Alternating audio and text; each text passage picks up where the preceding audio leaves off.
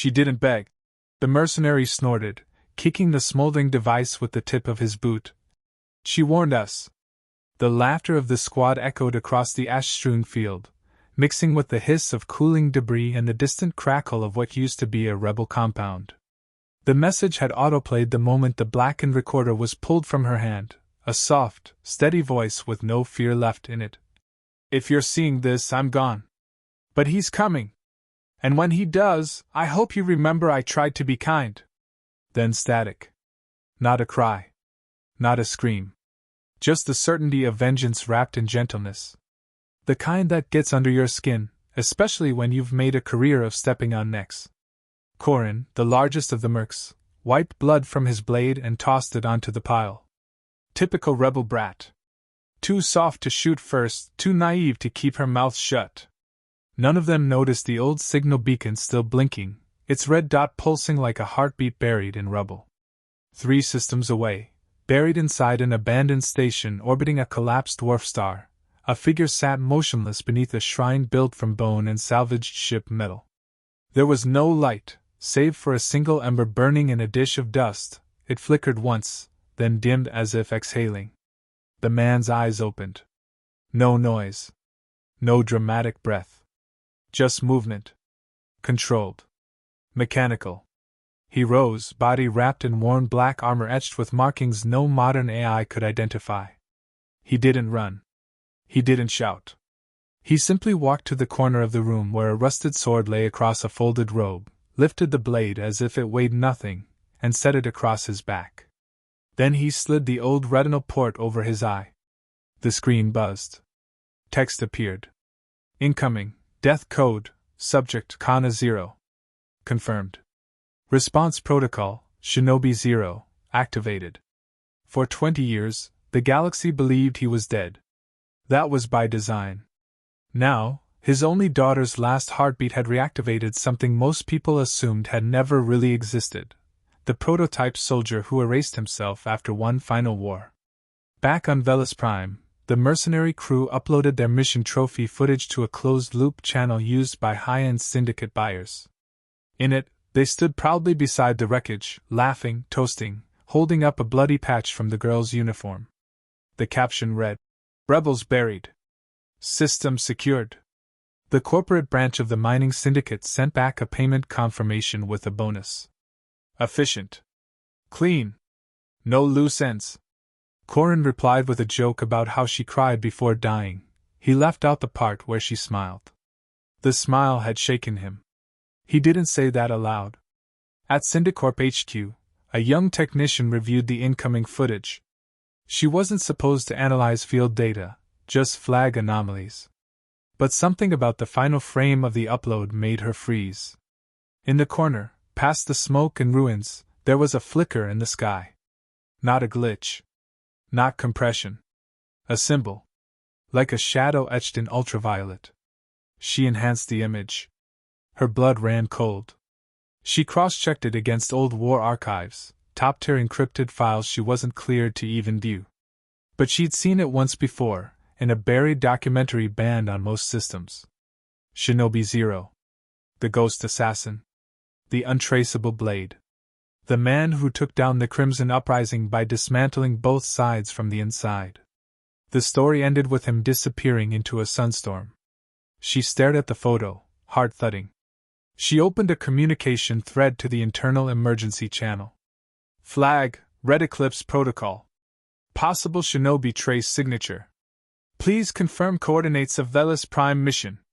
The response came 5 minutes later. Denied. Flag removed. Security override, Class 0. All her system access was revoked. Her screen went black. Meanwhile, Shinobi 0 crossed into Syndicate space. He didn't pilot a ship. He was the ship. Or rather, the ship was his, an old recon vessel modified into a cloaked carrier powered by his neural links. It had no name, only a shell-like design of burnt alloy and camel plating. As he approached orbit, he passed through layers of outdated security without tripping a single alarm. Inside, his system played back his daughter's last message again, only this time, it revealed its second half. She had embedded a trail. A breadcrumb path of coordinates, marked with voice notes and code triggers. Dad, I know you always said not to trust the systems. So I left you real signs. You'll know what to do. And if you're hearing this, I guess that means I didn't win. But you will. The first of the mercs to die wasn't Corin. It was Nyx, the quiet sniper. She was found in the hangar of an orbital barge, throat slit, no blood on the floor, body seated peacefully in a locked chair. The only oddity? Her pulse rifle had been dismantled and rebuilt backwards. Her teammates thought it was a warning. They were wrong. It was a message. The only readable text on the weapon now spelled out one word in etched steel: listen. By the time the Syndicate caught wind of the deaths, 2 more mercenaries had vanished. One never made it out of the shower stall on a station cruiser. The other simply didn't report back after stepping off his landing pod. No footage. No sounds. Just an empty feed, static-laced, with brief flashes of movement in the upper corners, like something crawling just beyond the camera's reach. Syndicorp's security chief issued a formal threat assessment. Low-grade insurgent retaliation. Nothing we can't crush. When someone in the room asked about the possibility of Shinobi Zero, the chief laughed. Urban myth. A bedtime story for bounty hunters. Then his wrist pad buzzed. He had just received a parcel. No return sender. Just a wrapped cloth bundle with a single item inside, a perfectly preserved tear, not water, but crystallized gel from Kana's last cryo deployment. It was wrapped in black string and marked with the same haiku etched into Nyx's rifle. You erased my light. Now I move within your shade. Justice walks unseen. The security chief went silent. For a long time. Then he ordered full lockdown on all mercenary teams within Syndicorp jurisdiction. He doubled guard details, banned all external comms, and sealed the upper floor of HQ behind reinforced plasma gates.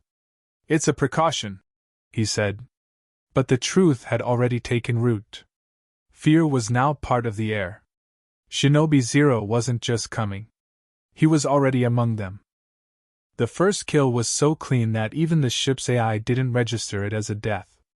Corin was the one who found the body of Mace, their close combat specialist, sitting in the galley as if he'd fallen asleep. The food tray was still warm. Only when Corin shook his shoulder did the body fall sideways, stiff as stone, with no visible wound except for a single dot behind the ear. It wasn't a cut. It was a precision nerve puncture, the kind used in Ghost-class assassination protocols that hadn't been taught in decades. The medbot skin gave up halfway through the autopsy, as if the corpse had been altered to confuse analysis. Corin didn't say anything out loud, but something deep inside his spine began to twitch. He didn't sleep that night. Instead, he sat in his bunk, fingers twitching on the handle of his gun, flinching at every vent hiss and panel creak. In the outer corridor of the orbital cruiser, a message had been carved into the metal using what looked like a melted blade. The letters were jagged, deliberate, and slanted. You are being watched by a man who forgot how to be human. No one claimed to see who did it.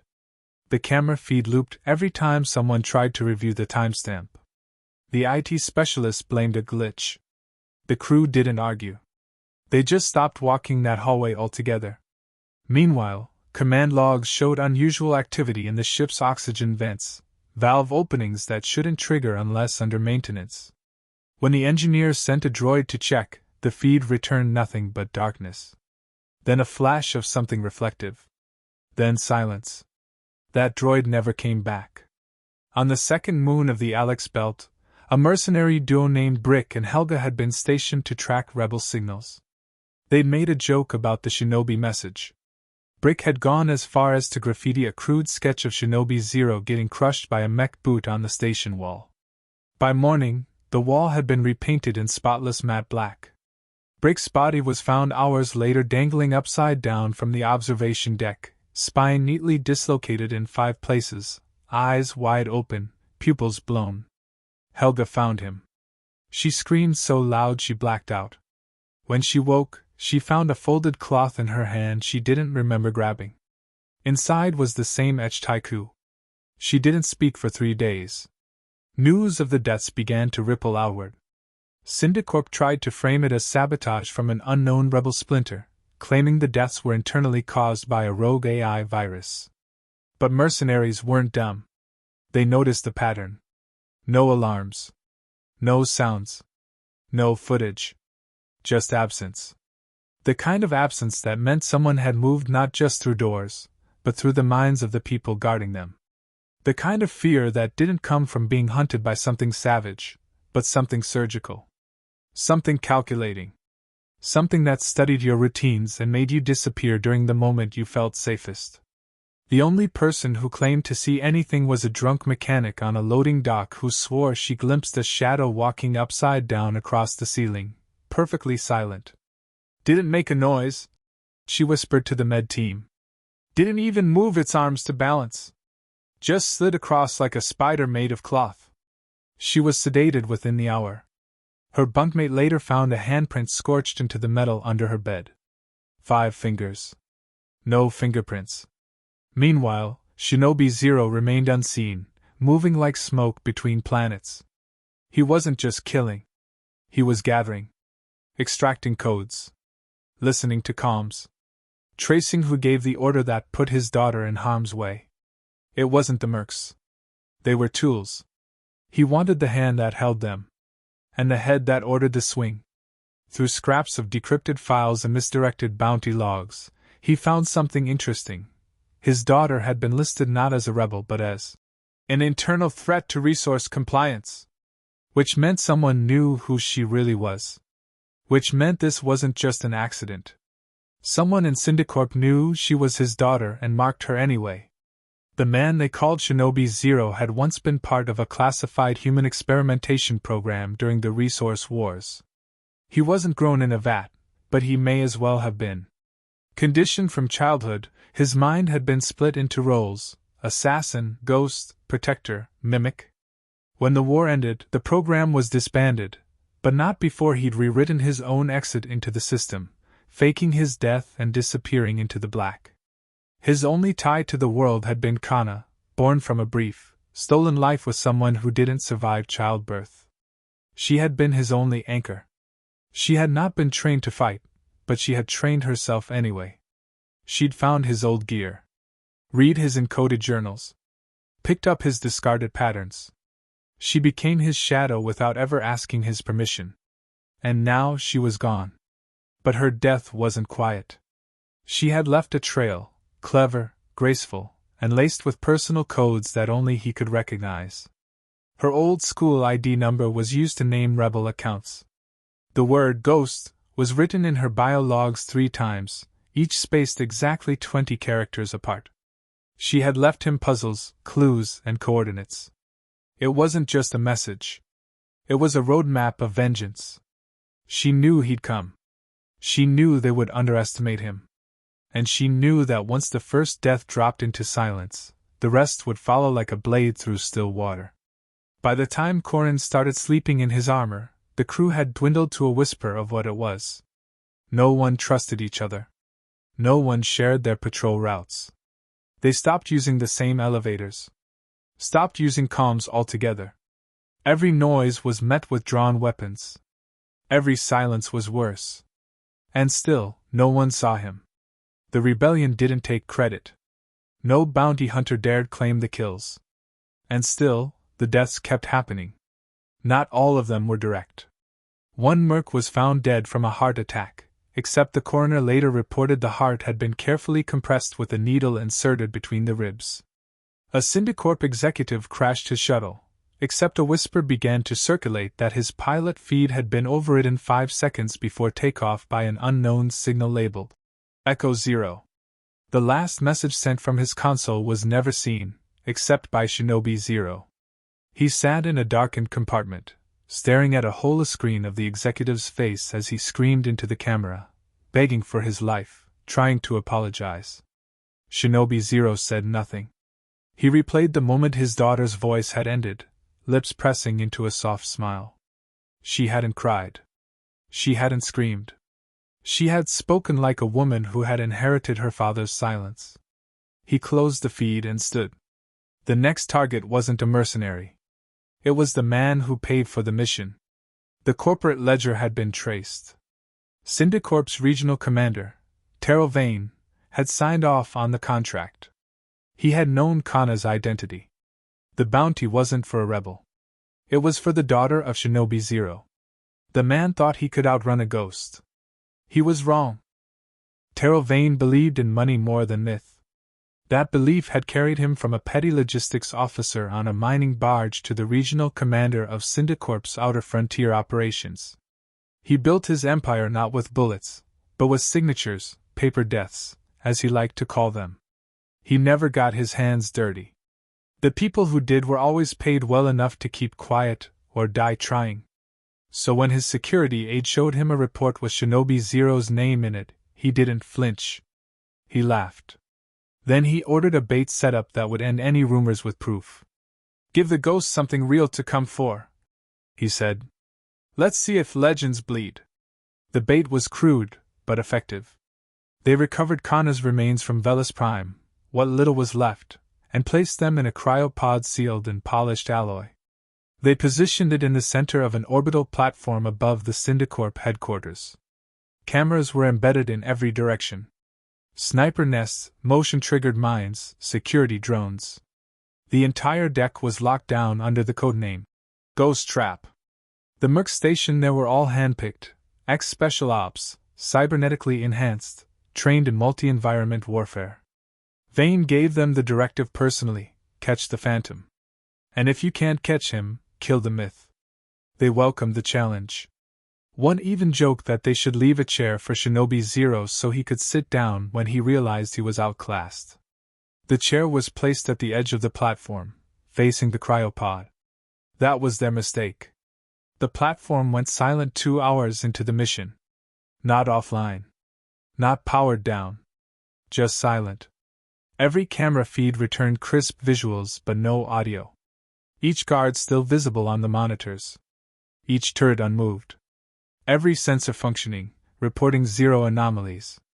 It was only when one of the techs noticed that every clock on the platform had frozen at exactly 2 hours 17 minutes and 9 seconds that alarms were raised. A squad was dispatched from HQ to re-establish contact. When they docked, they found all 27 guards still at their posts. Eyes open. Hands ready. Throats slit from behind in the same angle, as if the killer had moved through them like a wave of wind. Not a single weapon discharged. Not a single alarm tripped. The chair was gone. The cryopod was empty. Shinobi Zero didn't kill them for the bait. He killed them for disrespecting it. Back at Syndicorp HQ, Vane watched the footage with clenched teeth, blood draining from his face. Not because of the bodies, that didn't bother him. What froze him was the frame-by-frame playback where the cryopod's lid opened by itself. The body was still inside. But a single, childlike voice whispered in the background. "I knew you'd come." There was no record of any voice being input into the pod. No device inside. Just her voice, from somewhere else. The text checked every frequency. There was nothing. Vane ordered the footage destroyed. But one of his advisors asked a dangerous question. What if this isn't just a vendetta? What if this is a message? Panic doesn't come suddenly from men like Vane. It creeps in as a contradiction, when power fails to give comfort. He increased his security, doubled his staff, locked his personal files behind biometric encryption and two-factor retinal scans. But none of that mattered. Because later that night, while sitting alone in his penthouse, he received a private notification. No alert sound. No vibration. Just a glowing red dot on his personal desk console. When he opened it, he expected an internal memo. What he got was a live feed from his bedroom. His exact bedroom. Angle from inside the closet. It showed him sitting on the edge of the bed 2 hours ago, lacing his boots, muttering to himself. The implication was simple. Someone had been in his home, watching him, recording him, and he hadn't even noticed. Shinobi Zero wasn't hunting him. He was already in his shadow. Still, Vane refused to flee. He gathered his top strategists and initiated a backup plan, Operation Hell Window. They would bait Shinobi Zero again, but this time, using his own methods against him.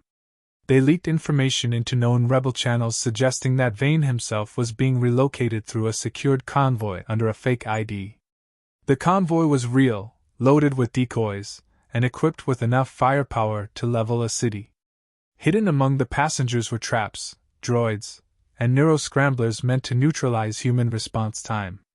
They even left the convoy route unguarded at one specific drop point, hoping to draw him into a visible kill zone. But Shinobi Zero never showed up at the drop point. Instead, he accessed the convoy's own internal comms mid-transit. One by one, every vehicle received a short, distorted clip on loop, footage from the original cryopod bait, played backwards. Then came the voice, warped but unmistakably hers, overlaid with a whisper. "You're not the prey. You're the bait." The soldiers panicked. One fired into the airlock, thinking he saw movement. Another activated an emergency override, which backfired and ejected their fuel core into space. In less than 8 minutes, the entire convoy collided mid-drift and exploded into a silent starburst over the barren side of Tryon 6. None of the bodies were recovered. By the end of that week, Syndicorp had bled over 700 million credits in damages, lost 4 major mining contracts, and had 2 of their board members resign, citing irreversible threat presence. Vane's inner circle began collapsing. Some tried to run. One attempted to buy off Shinobi Zero through a proxy. The proxy was found unconscious in his escape pod, head shaved clean, with the words, "No price for blood," tattooed into his scalp in temporary ink. He lived. But he never spoke again.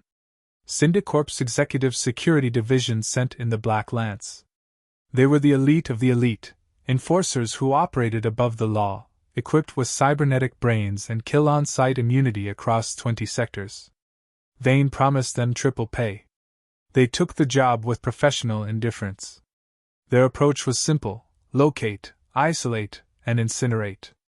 They scoured every inch of Syndicorp HQ, the surrounding orbitals, and even quarantined 3 adjacent moons. Still, they found nothing. No heat signatures. No trace DNA. No unusual radio noise. But in the middle of one corridor, right outside their own staging deck, was a single item left on the floor, an old wooden sandal. The kind used in ancient martial arts temples. No blood. No prints. Just a strand of black thread tied through the toe strap. Attached was a tiny piece of parchment. The message was only 3 words long. "Step lightly, death." The head of Black Lance ordered a total evacuation of HQ's upper levels. Vane refused.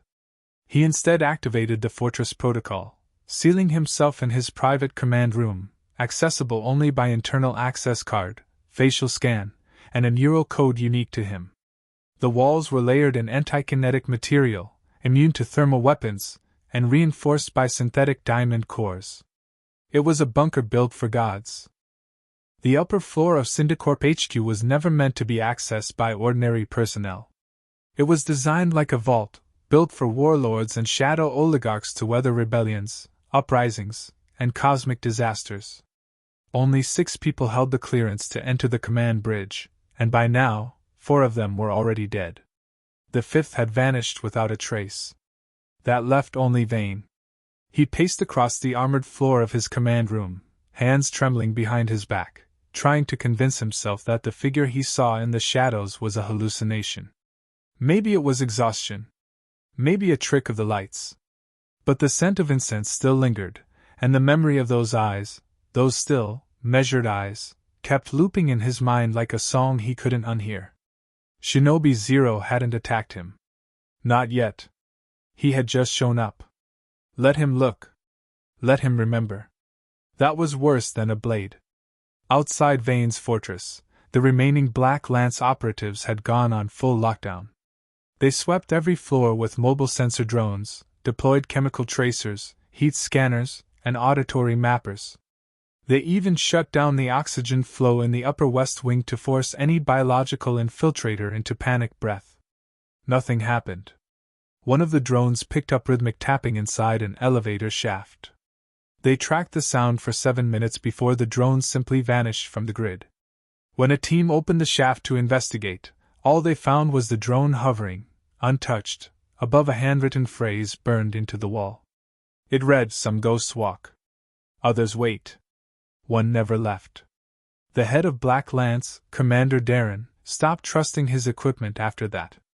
He turned to his own instincts, pulled out his old low-tech gear, a steel blade, body armor without neural sync, and blackout goggles with analog lenses. "If he's using the system," he said to his second-in-command, "then we get off the system." He assigned strike teams and trios with no digital comms, only line of sight and physical relays.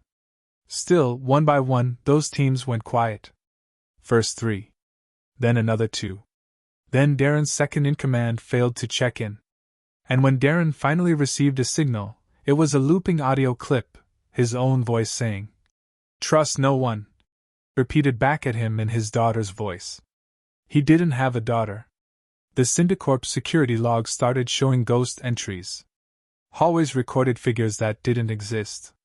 Weapon lockers opened without biometrics. Emergency staircases reported changes in gravitational pressure, localized, sudden, and impossible to reproduce. One janitor swore he saw his own reflection wink at him from a window that had no glass. He resigned on the spot. Another staffer filed a report that his encrypted files had been accessed, and inside his private work journal, where he kept his dream logs, a message had been typed, "She dreamed of you too." The investigation into the breach was never completed. The staffer went missing that night. Vane, growing more desperate, activated a corporate emergency subroutine known as Cinder Protocol. It authorized the deletion of all Syndicorp data from every satellite and server across 3 systems. All of it. No backup. No trace. The logic was brutal. If the ghost was using information, remove all the information. His advisors protested. He ordered their execution. When the purge began, lights dimmed across every connected network. Files vanished. Blueprints, payrolls, communication logs, gone. But at 76% completion, the mainframe locked itself. An unauthorized override froze the system mid-wipe. The console displayed a short message, "You don't delete me. I was never there." Then it played the final recording of Kana's voice. This one wasn't in distress. She was laughing. It wasn't a loud laugh, it was the quiet chuckle of someone who'd outsmarted everyone in the room. Vane stared at the speakers, eyes hollow, because he realized something terrible. The trap wasn't built for Shinobi Zero. It had been built by Kana, months ago. She'd infiltrated Syndicorp's systems before her death. She hadn't been a target. She had been bait by her own design. She knew they would come for her. She wanted it. She planned it. She sent her death beacon not in fear, but in invitation. This was a family operation. She was the key. Her father was the knife. Panic gave way to fury. Vane opened his personal weapons vault and pulled out the last of the prototype disruptor rifles. These were not legal. They didn't leave bodies. They left smears. He activated the neural sync, sealed his doors, and uploaded an all-squad kill order to anyone not wearing Syndicorp biometrics. It backfired within 60 seconds. The targeting software failed.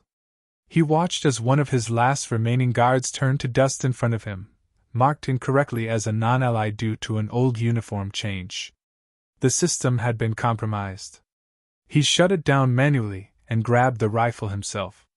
That was when the power failed completely. The room fell into black. Emergency lights should have kicked on, but they didn't. The glow of the city below disappeared through the window. All Vane had was his breath, the sound of his own pulse. Then, one by one, faint lights lit up the room, not from above, but from below. They weren't electric. They were candles. Dozens of small candles, perfectly spaced, flickering around the perimeter of the room. No flame was out of place. And on the floor, in glowing chalk, was the symbol. The same symbol burned into the old war records. The mark of Shinobi Zero. It pulsed once in red. Then he stepped from the shadows. He wasn't fast. He didn't lunge or leap. He walked. Slow. Deliberate. The rifle in Vane's hand shook so badly he couldn't line up a shot. Shinobi Zero wore no helmet, no mask, only a cloak draped over ancient armor, blackened by time. His eyes were not angry. They were calm. Focused. Like a teacher stepping into a class he'd already taught 100 times. Vane fired anyway. The disruptor rifle let out a high-pitched scream, but the shot struck the wall behind the figure. Shinobi Zero was already gone. Moved sideways, too fast, too subtle. The lights all went out again. And Vane screamed into the dark, spinning wildly, firing until the rifle overheated and seared his own hand. Then silence. A whisper reached his ear, not from ahead but behind.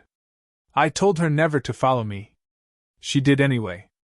Now I follow her. A hand gripped Vane's shoulder. He fell to his knees. The scene wasn't captured on camera. There were no witnesses. But when Syndicorp's lower staff were allowed back into the upper floors days later, they found Vane's body untouched, seated calmly in his command chair. His eyes were wide, mouth slightly parted, expression neutral, as if someone had paused him mid-thought. Around him, in a perfect circle, were dozens of candles. On his lap lay a small piece of fabric. It was a patch from Kana's rebel uniform, folded perfectly, cleaned of blood. No trace of Shinobi Zero. No forced entry. No broken weapons. Only a phrase etched into the wall behind him. Your empire never knew her name. Now it only remembers his. The official report said Taro Vane died of cardiac arrest caused by stress and overwork. The autopsy was sealed within the hour, and no further investigations were permitted. Syndicorp released a statement praising his contributions and declared a temporary leadership restructuring due to unexpected technical incidents. His body was burned before the end of the day. But the staff who had found him, those who had seen the candles, the patch, the message on the wall, knew better. They said nothing. Not out of fear of Syndicorp, but of something else. Something older. Something that moved like silence and struck like memory. Something that reminded them that no matter how powerful a man becomes, he can still be outlived by a ghost. Within weeks, rumors began to spread across outer colonies and inner trade rings. They weren't always consistent. Some said Shinobi Zero had infiltrated the Syndicorp headquarters and slaughtered the board during a live transmission. Others claimed he never showed his face, that the deaths were caused by a series of malfunctions and madness.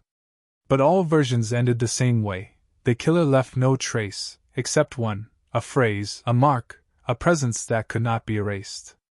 In some sectors, people started whispering the symbol as a warning, like a prayer against corporate abuse. In the smuggling underworld, syndicate guards began quitting posts without notice. Even bounty hunters started to blacklist jobs if they contained names or contracts involving Syndicorp. A pattern had formed, and nobody wanted to be the next name on the wrong list. Syndicorp tried to move on. They replaced Vane with a more politically neutral administrator.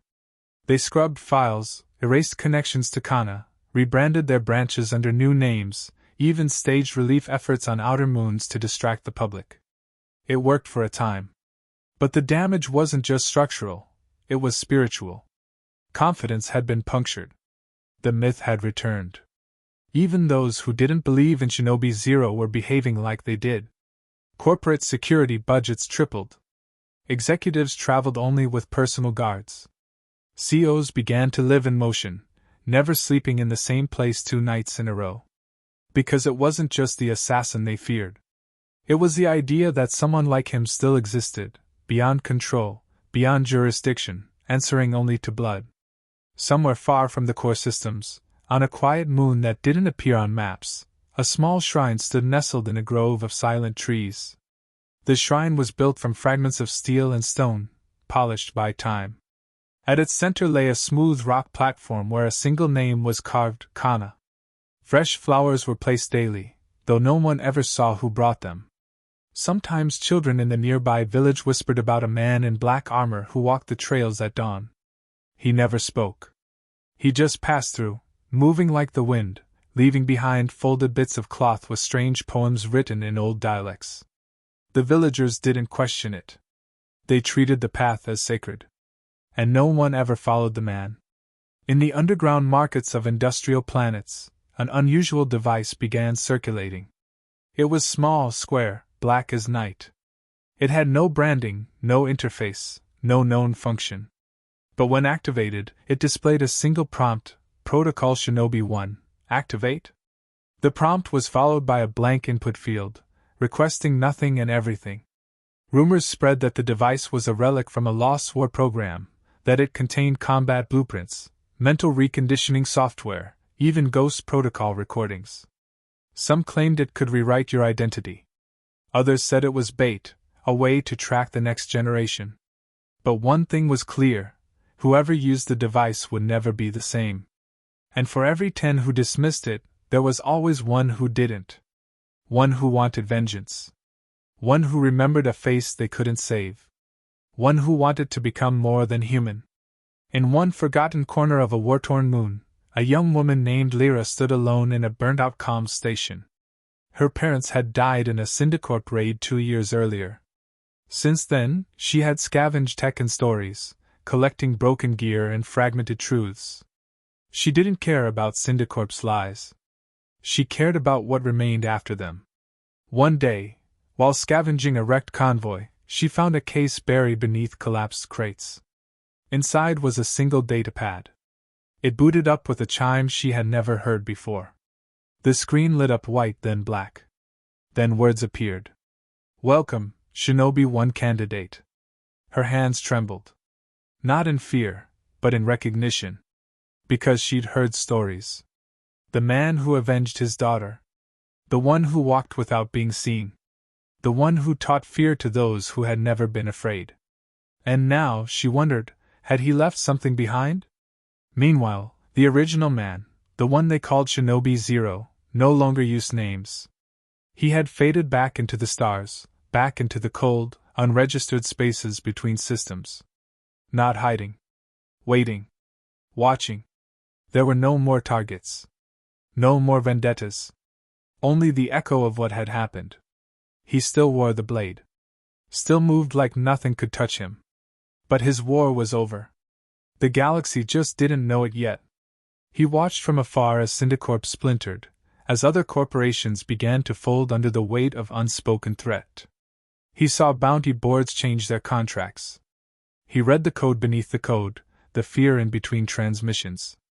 And sometimes, when he heard someone whisper her name, Kana, he would close his eyes and breathe slowly, remembering the sound of her laugh, the way she once called him old man when she thought she could outfight him. He visited her shrine once a year. Never more. Never less. He left no flowers, only silence. Sometimes he'd find offerings already there, gifts from strangers, rebels, mercenaries turned believers. One time, someone had left a carved wooden bird, the same shape Kana used to draw as a child. He didn't take it. He didn't even touch it. He only stared for a while. Then he walked back into the trees, disappearing as effortlessly as always. He didn't need a monument. He didn't need a name. Because now, his story had become more than a tale of vengeance. It had become a warning. A symbol. A quiet reminder that even in a galaxy ruled by greed, there are still some forces that answer to no flag, no currency, no fear. Only memory. And as the stars continued to burn cold and far somewhere, a message played in a language no longer used. It was old. Soft. A girl's voice. "My father is coming. And he doesn't leave survivors. Only stories."